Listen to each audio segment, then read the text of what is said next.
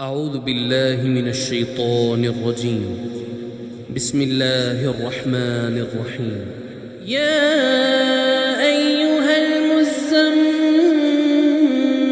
قم الليل إلا قليلا نصفه أو انقص منه قليلا أو زد عليه ورتل القرآن ترتيلا إنا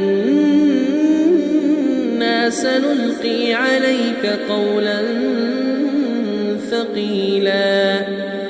إن ناشئة الليل هي أشد وطئا وأقوم قيلا إن لك في النهار سبحا طويلا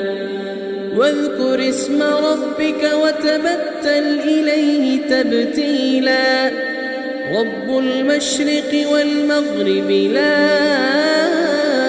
إله إلا هو فاتخذه وكيلا واصبر على ما يقولون واهجرهم هجرا جميلا وذرني والمكذبين أولي النعمة ومهلهم قليلا إن لدينا أنكالا وجحيما وطعاما ذا غصة وعذابا أليما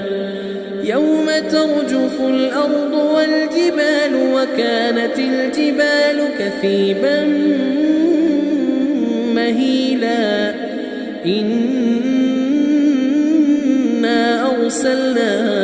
إليكم رسولا شاهدا عليكم كما أرسلنا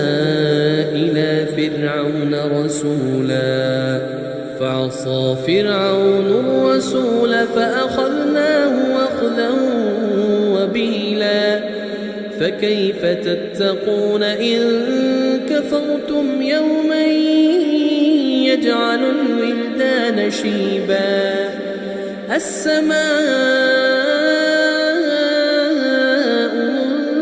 منفطر به كان وعده مفعولا إن هذه تذكرة فمن شاء اتخذ إلى ربه سبيلا إن ربك يعلم أنك تقوم أدنى من ثلثي الليل ونصفه وثلثه وطائفة من الذين معك والله يقدر الليل والنهار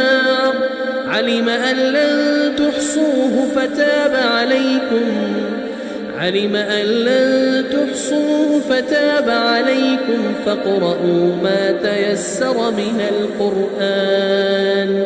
علم أن سيكون منكم مرضى وآخرون يضربون في الأرض يبتغون من